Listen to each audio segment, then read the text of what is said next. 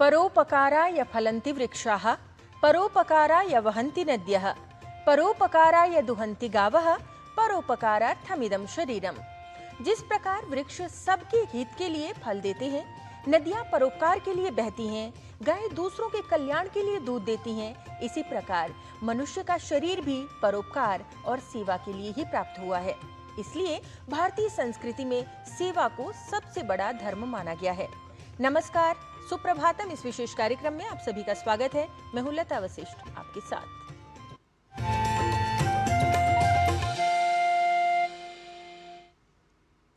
जैसा कि हम बात कर रहे थे सेवा की, जो भारतीय संस्कृति में जीवन का सबसे उत्तम कार्य माना गया है।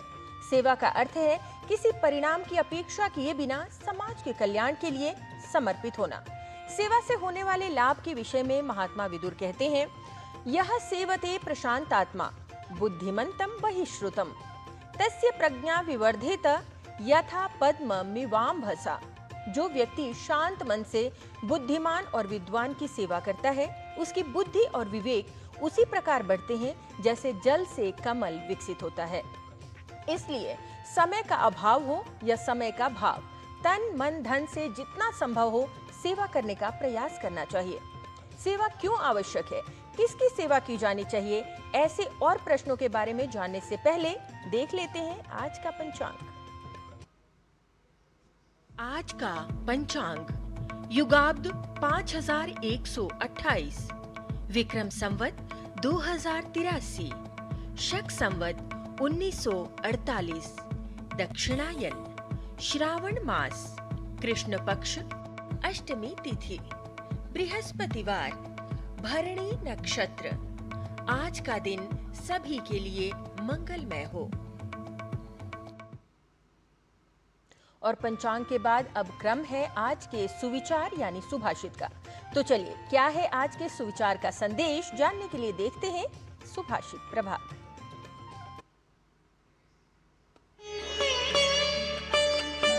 विश्वस्वं मातरमोषधीनां ध्रुवां भूमिं पृथिवीं धर्मणाधृतां शिवां स्योनामनुचरेम विश्वः।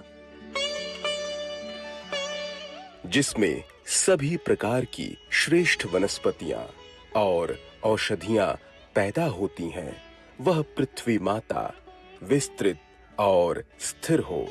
विद्या, शौर्य, सत्य, स्नेह आदि सद्गुणों से पालित पोषित, कल्याणकारी और सुख साधनों को देने वाली मातृभूमि की हम सदैव सेवा करें। May Mother Earth, who yields all manner of excellent vegetation and medicinal herbs, be vast and steadfast. Let us ever serve this benevolent motherland, which nurtures us with virtues such as wisdom, valor, truth, and affection, and bestows upon us the means of well-being and happiness.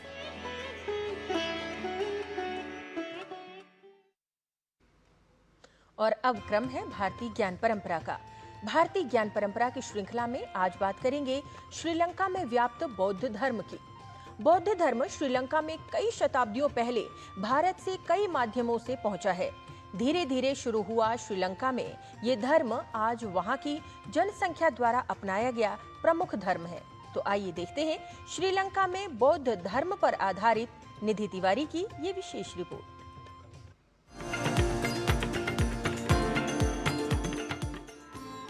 भारतीय ज्ञान परंपरा में बौद्ध धर्म का अनन्य स्थान है। बौद्ध धर्म बुद्ध की शिक्षाओं पर आधारित एक दार्शनिक परंपरा है। बोधि वृक्ष के नीचे सिद्धार्थ गौतम को प्राप्त ज्ञान ने न केवल भारत में अपनी छाप छोड़ी, बल्कि मौर्य साम्राज्य के शक्तिशाली राजा, बौद्ध धर्म को अपनाने वाले सम्राट अशोक के पुत्र महेंद्र और पुत्री संघमित्रा द्वारा श्रीलंका इत्यादि देशों में भी यह धर्म संप्रेषित हुआ है।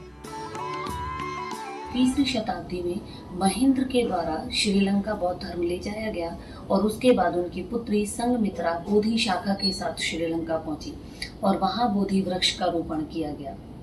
आज श्रीलंका में 70% जनसंख्या थेरवाद बौद्ध धर्म को मानने वाली है। श्रीलंका में बौद्ध धर्म का सांस्कृतिक और सामाजिक महत्व है और वहाँ के लोग इस धर्म को अपने दैनिक जीवन का एक महत्वपूर्ण भाग भी मानते हैं। बौद्ध धर्म का थेरवाद श्रीलंका का सबसे बड़ा और आधिकारिक धर्म है। यहाँ अनेक स्थानों पर बौद्ध मंदिरों की स्थापना की गई है। वहीं यहाँ की अद्भुत स्मारक कला इस देश की धार्मिक स्थिति को और भी संपोषित करती है।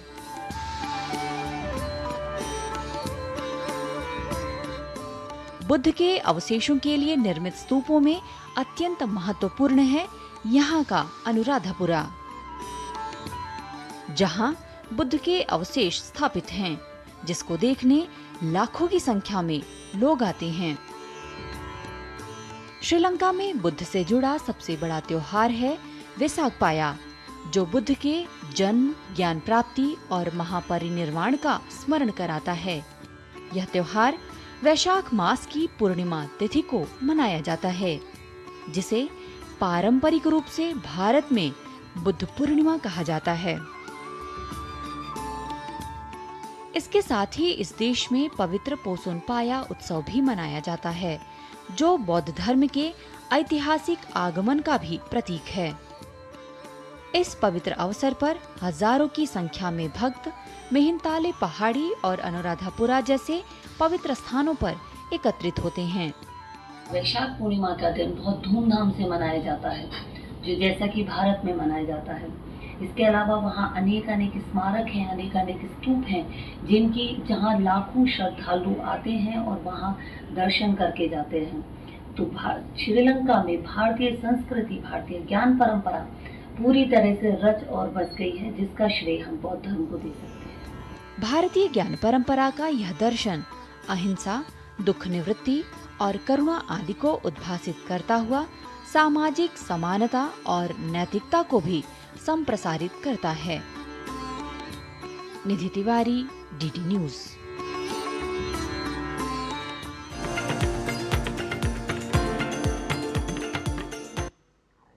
तो आप देख रहे थे बौद्ध धर्म पर आधारित ये विशेष रिपोर्ट, जिसमें आपने देखा कि श्रीलंका में थेरवाद का सिद्धांत सबसे प्रमुख माना जाता है।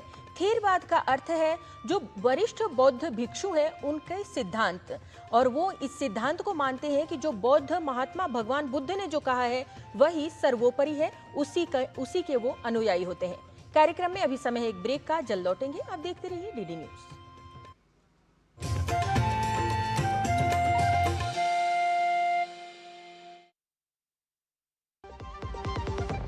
खाने में मेरी क्वीन के लिए क्या है?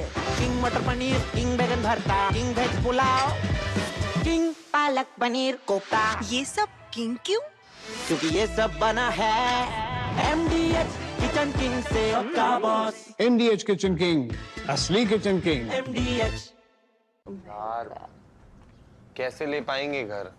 नहीं, आज गर्मी बहुत है ना? यस, बहुत ही ज्यादा। पापा, घर खरीदने की प्लानिंग इज नॉट इजी। विनी, लॉन्ग टर्म सेविंग्स का बेस्ट प्लान बताना। LIC protection plus plan. LIC और सेविंग्स। यस, इसमें इंश्योरेंस और फंड्स दोनों में इन्वेस्ट करके गोल्स के हिसाब से सम अश्योर्ड एडजस्ट कर सकते हो। LIC protection plus plan, future insured, growth assured. जरा सी हंसी, दुलार जरा सा, the taste of India। जरा सी अनबन, प्यार जरा सा, the taste of India। यही तो अमूल है, स्वाद इंडिया का, यही तो अमूल है, the taste of India।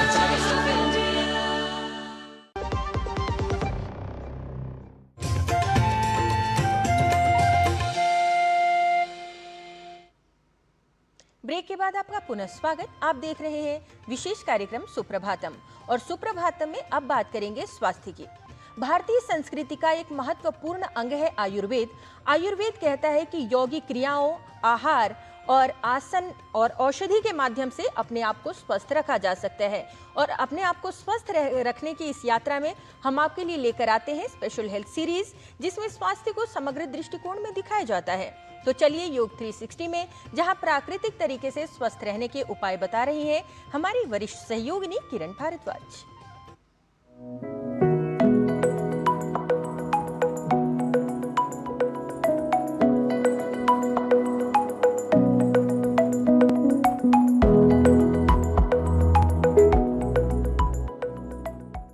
योग 360 में आपका स्वागत है। मैं हूं किरण भारद्वाज। बच्चों से लेकर बड़ों तक सभी बनेंगे हेल्दी विद योग 360। क्या आपका बच्चा बहुत जल्दी थक जाता है, बार बार बीमार पड़ता है, मौसम बदलते ही सर्दी जुकाम से परेशान रहता है? तो बार बार एंटीबायोटिक्स नहीं, बच्चे को जरूरत है नेचुरल इम्यूनिटी बूस्ट की। ये समय है अपने बच्चे की इम्यूनिटी पर ध्यान देने का। सिर्फ दूध पीने से इम्यूनिटी मजबूत नहीं बनती, इसके लिए बच्चे को चाहिए कुछ और भी, जो अक्सर हम मिस कर देते हैं। अगर आपके घर में छोटा बच्चा है तो इस सेगमेंट के अगले कुछ मिनट की जानकारी बिल्कुल मिस मत कीजिए, क्योंकि आज हम आपको बताने वाले हैं कुछ ऐसे इफेक्टिव तरीके जो आपके बच्चे को बना सकते हैं सुपर स्ट्रॉन्ग। बच्चों का बेहतर स्वास्थ्य सुनिश्चित हो, इसके लिए बीमारियों से बचाव आवश्यक है और इसमें सहायक होती है इम्यूनिटी यानी रोग प्रतिरोधक क्षमता। इम्यूनिटी हमारे शरीर की वो शक्ति है जो बैक्टीरिया, वायरसेस व अन्य रोगाणुओं से लड़ने में सहायता करती है। अगर बच्चे की रोग प्रतिरोधक क्षमता मजबूत होगी तो वो कम बीमार पड़ेगा और बीमार हो तो जल्दी स्वस्थ हो जाएगा। अगर बच्चा बार बार बीमार पड़ता है, कमजोरी महसूस करता है या उसका वजन सही तरीके से नहीं बढ़ रहा, तो इसका कारण कमजोर रोग प्रतिरोधक क्षमता हो सकती है। तो बच्चों की इम्यूनिटी को मजबूत कैसे बनाया जाए? रोग प्रतिरोधक क्षमता को बढ़ाने में उपयोगी है आसन, आहार और औषधि। रखें हेल्दी लाइफस्टाइल, बच्चों को दें योग का डेली डोज। इससे इम्यूनिटी बनेगी स्ट्रॉन्ग, बीमारियां होंगी दूर और हेल्थ रहेगी ऑलवेज क्लोज। विरेचन गति एक ऐसा अभ्यास है जो हमारे शरीर के टॉक्सिन्स को निकालता है, फ्रेश एयर को भीतर लेकर के जाता है, उसका सर्कुलेशन करता है और हमारे रोग प्रतिरोधक क्षमता को बढ़ाता है। और बच्चों को ये बहुत इंटरेस्टिंग लगता है। इसे खड़े होकर के भी कर सकते हैं, खड़े होकर के जंप के साथ भी कर सकते हैं, बैठ करके भी कर सकते हैं। हर आयु वर्ग का व्यक्ति कर सकता है। बच्चों के लिए बहुत बहुत लाभदायक है। आप इस तरह से अपने हाथों को 90 डिग्री के एंगल पर ले आइए। सांस भरते हुए हाथ को खोलना, सांस छोड़ते हुए वापस ले आना। कैसे करेंगे? आंखें बंद,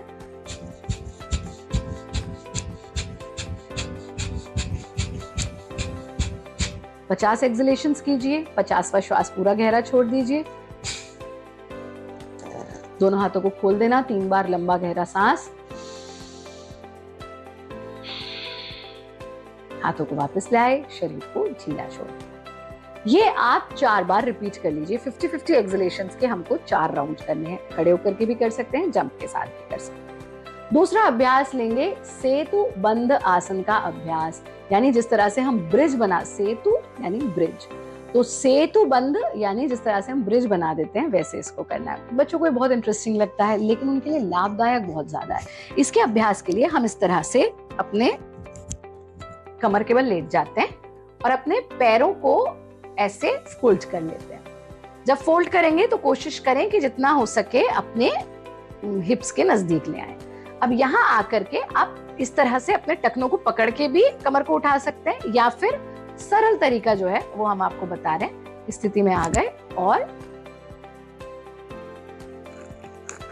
इस तरह से पैरों को फिर सीधा कर लीजिए। यथा सामर्थ्य यहाँ बच्चे रुके नॉर्मल ब्रीदिंग के साथ। फिर पैरों को वापस लाना, कमर के बल फिर से आ जाना, शरीर को बिल्कुल ढीला छोड़ दें।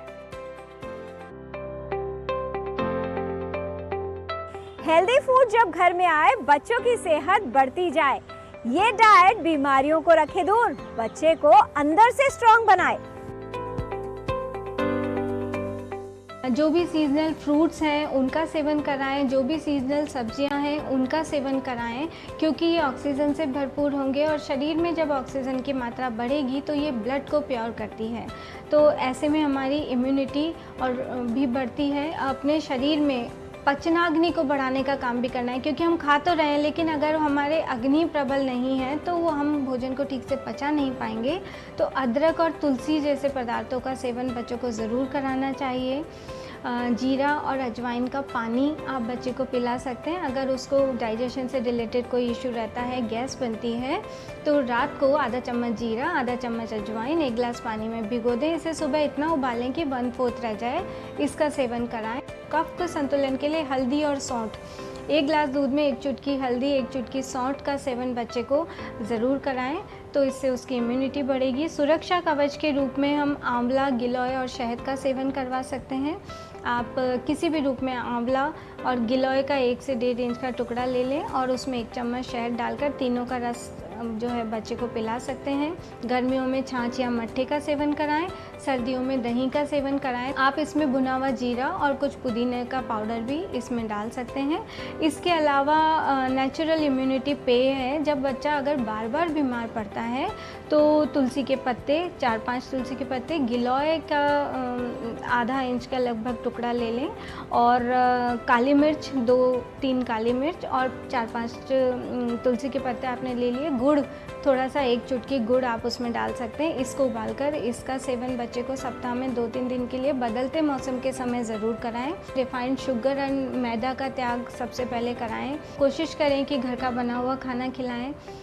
बच्चे को मिट्टी में खेलने दें। मिट्टी में, घास में खेलने से बच्चे का विकास भी अच्छे से होता है और इम्यूनिटी भी बढ़ती है। बहुत अधिक गर्म खाना खाने के बाद बहुत अधिक ठंडा खा लेना, जैसे बच्चे अक्सर आइसक्रीम खा लेते हैं या कोल्ड ड्रिंक पी रहे हैं, तो ये जो है शरीर की इम्यूनिटी को ख़राब करता है। बच्चे को शुरू से आदत डालें कि जब भूख हो तभी खाना खाएं और जो भी खाना खाएं उसको चबा चबा कर खाएं। जंक फूड को करें बाय, हेल्दी हैबिट्स को करें अप्लाई। ये औषधियां दें स्ट्रॉन्ग फाउंडेशन, बच्चों की इम्यूनिटी को बढ़ाएं। इसके लिए हमारे आयुर्वेद में कुछ औषधियां हैं। इसमें सबसे महत्वपूर्ण औषध है स्वर्ण यानी गोल्ड, जिसे हम स्वर्ण प्राशन के रूप में बच्चों में धीरे धीरे तमाम औषधियों के साथ मिक्स करके शहद के साथ उसे चटाते हैं और इससे बहुत ही अच्छी बच्चों में इम्यूनिटी डेवलप होती है। मधु एस्टी ये सबसे सुरक्षित एक औषध है जो बच्चों में कफ, जुकाम, खांसी, बलगम आदि की जो समस्या रेकरेंट होती रहती है उसमें मुलेठी का बहुत अच्छा उपयोग है। पिपली, सुंठी जो हनी के साथ मिला के बच्चों को चटा सकते हैं, गुड़ के साथ खिला सकते हैं। शंखपुष्पी सिरप आता है जो वो भी ब्रेन, मस्तिष्क और उसकी इम्यूनिटी के विकास के लिए बहुत ही बेहतरीन चीज़ है। आजकल हमारे यहाँ च्यवनप्राश जैसी औषध का, ब्रह्म रसायन जैसी औषधियों का, इनका भी बहुत ज़्यादा प्रचार होता है। इन औषधियों का भी उपयोग बच्चे की इम्यूनिटी बढ़ाने में किया जा सकता है। त्रिफला रसायन के रूप में या आंवला का मुरब्बे के फॉर्म में, क्योंकि छोटे बच्चे होते हैं उन्हें कड़वी चीज़ पसंद नहीं, लेकिन आंवले का मुरब्बा अगर शहद के साथ बनाया जाता है, रोज़ 1 आंवला सुबह खाली पेट बच्चे को दिया जाए, ऊपर से दूध का प्रयोग, पानी का प्रयोग के साथ कराया जाए, तो बच्चे में इम्यूनिटी, रोग प्रतिरोधक क्षमता बहुत अच्छी विकसित होती है। इसके अलावा हल्दी का भी प्रयोग कराया जा सकता है। दूध में हल्दी का प्रयोग कराने से जो सीजनल ज़ुकाम, खांसी के हमें इफ़ेक्ट्स आते हैं बच्चों में, वो ठीक करने में बहुत आसानी होती है। इसके अलावा एक चित्रक हरितकी नाम की औषध है जो सीजनल वेरिएशन में बच्चे जल्दी प्रोन होते हैं खांसी ज़ुकाम के, श्वास के, उनमें भी इस औषध की मदद से आप लगातार बच्चे की इम्यूनिटी भी अच्छी कर सकते हैं और दोबारा उसको नेबुलाइज करने की आवश्यकता नहीं रह जाती है। इसके अलावा बच्चों की इम्यूनिटी बढ़ाने के लिए बाल चातुर्भद्र चूर्ण, ये आयुर्वेद में आता है, 4 औषधियों का मिक्सचर है जिसे आप बच्चों की हेल्थ के लिए उपयोग लगातार कर सकते हैं। तो आज से ही बच्चे की सेहत का पूरा ध्यान रखने का संकल्प लें, क्योंकि बच्चे की इम्यूनिटी यानी रोग प्रतिरोधक क्षमता मजबूत होगी तो आपका बच्चा स्वस्थ रहेगा। तो आज आपने जाना विरेचन गति का अभ्यास। ये टॉक्सिन्स को शरीर से बाहर निकालने में उपयोगी है। सेतुबंद आसन का अभ्यास बच्चों की रोग प्रतिरोधक क्षमता को बढ़ाने में उपयोगी है। योग। फल सब्जियों का सेवन बच्चों को कराएं। हल्दी सौंठ वाला दूध दें। आंवला, गिलोय और शहद का सेवन लाभकारी है। तुलसी के पत्ते, गिलोय व काली मिर्च को उबाल कर देना लाभकारी है। रिफाइंड शुगर, मैदा और जंक फूड बच्चों को बिल्कुल न दें। स्वर्ण प्राशन को शहद के साथ बच्चों को चटाएं। च्यवनप्राश, मधुयष्टि, शंख पुष्पी, ब्रह्म रसायन देना लाभकारी है। पिपली, शुंठी को शहद या गुड़ के साथ दें। त्रिफला, आंवला, चित्रक, हरितकी, बाल चतुर्भद्र चूर्ण देना बच्चों के लिए लाभकारी है। बच्चों की सेहत है अनमोल, स्ट्रॉन्ग इम्यूनिटी रखे हेल्थ को under control. Healthy body, healthy glow, बच्चों की energy on the go. Strong and healthy habits today give better health tomorrow. Health संबंधी जानकारी हम आप तक ऐसे ही लाते रहेंगे, आपको हेल्दी बनाते रहेंगे। बच्चों से लेकर बड़ों तक सभी बनेंगे हेल्दी विद योग 360।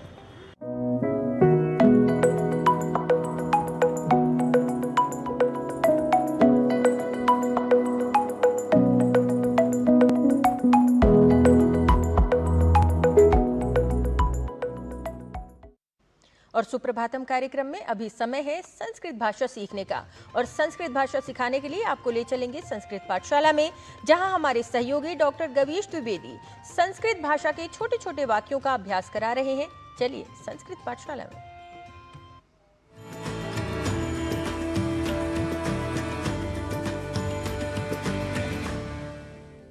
नमो नमः मित्राणि। भाषा प्रभागस्य एतस्यां संस्कृत कक्षायां भवतां सर्वेषामपि स्वागतम्। मम नाम गवीशः। संस्कृत कक्षा में आज हम स्टूडेंट अर्थात विद्यार्थी के साथ वार्तालाप के समय प्रयोग में होने वाले वाक्यों को संस्कृत में बोलना सीखेंगे। यदि वहां पर पूछना हो आपका नाम क्या है तो पूछेंगे भवतः नाम किम, भवतः नाम किम। यदि पूछना हो आप कहाँ पढ़ते हो तो पूछेंगे भवान कुत्र पठति, भवान कुत्र पठति। यदि वाक्य आए मैं इसी कॉलेज में पढ़ता हूं तो संस्कृत में कहेंगे अहम एतस्मिन् एव महाविद्यालये पठामि, अहम एतस्मिन् एव महाविद्यालये पठामि। यदि वाक्य हो मेरा परीक्षा समय आ रहा है तो कहेंगे मम परीक्षा कालः आगतः, मम परीक्षा कालः आगतः। कैसी तैयारी है यदि छात्र से यह पूछना हो तो संस्कृत में पूछेंगे सिद्धता कथम अस्ति, सिद्धता कथम अस्ति। और यदि उत्तर मिले कोर्स ही पूरा नहीं हुआ तो इसे संस्कृत में कहेंगे पाठ्यक्रमः एव न समाप्तः, पाठ्यक्रमः एव न समाप्तः। यदि वाक्य हो गणित माने मेरे लिए सरदर्द तो संस्कृत में कहेंगे गणित श्रवण मात्रेण मम शिरोवेदना, गणित श्रवण मात्रेण मम शिरोवेदना। मुझे फिलॉसफी पसंद है, मह्यम दर्शन शास्त्रम रोचते, मह्यम दर्शन शास्त्रम रोचते। मेरी लिखाई सुंदर नहीं है, मम लेखनम सुंदरम नास्ति, मम लेखनम सुंदरम नास्ति। यदि वाक्य हो क्या इस उपन्यास को पढ़ा तो संस्कृत में कहेंगे अपि एतम उपन्यासम पठितवान, अपि एतम उपन्यासम पठितवान। बहुत बढ़िया है, बहु सम्यक अस्ति, बहु सम्यक अस्ति। बहुत पहले पढ़ा था, बहु पूर्वमेव पठितवान, बहु पूर्वमेव पठितवान। यदि वाक्य हो कल उठने में देर हुई तो संस्कृत में कहेंगे ह्यः उत्थाने विलंबः जातः, ह्यः उत्थाने विलंबः जातः। कल तो छुट्टी थी। यदि इस वाक्य को संस्कृत में बोलना हो तो कहेंगे ह्यः तु विरामः आसीत्, ह्यः तु विरामः आसीत्। जरा पेन देना। यदि यह वाक्य हो तो कहेंगे कृपया लेखनीम ददातु, कृपया लेखनीम ददातु। आओ खेलते हैं। यदि यह वाक्य हो तो कहेंगे आगच्छतु क्रीडावः, आगच्छतु क्रीडावः। नहीं, बहुत पढ़ना है। नैव पठनीयम बहु अस्ति। नैव पठनीयम बहु अस्ति। क्या मुझे पढ़ना नहीं है?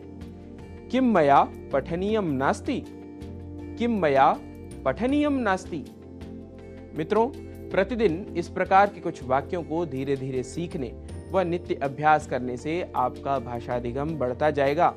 ऐसे ही वाक्यों को जानने व अभ्यास करने के लिए आप संस्कृत पाठशाला से जुड़े रहिए और अपनी प्रतिक्रियाएं भी सोशल मीडिया के माध्यम से हमें भेजते रहिए। आज की कक्षा में इतना ही। आपसे पुनः भेंट होगी संस्कृत की कक्षा में नए विषय, नए वाक्यों के साथ। तब तक के लिए नमस्कार।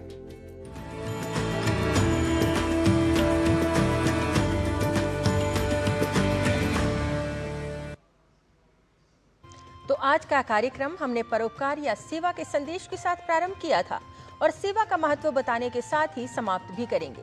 चलिए कुछ आपको सेवा के बारे में महत्वपूर्ण बातें बताती हूँ। महर्षि वेदव्यास पुराणों के रचनाकार माने जाते हैं। उन्होंने 18 पुराणों की रचना की। 18 पुराणों का सार महर्षि वेदव्यास ने 2 वाक्यों में बताया है।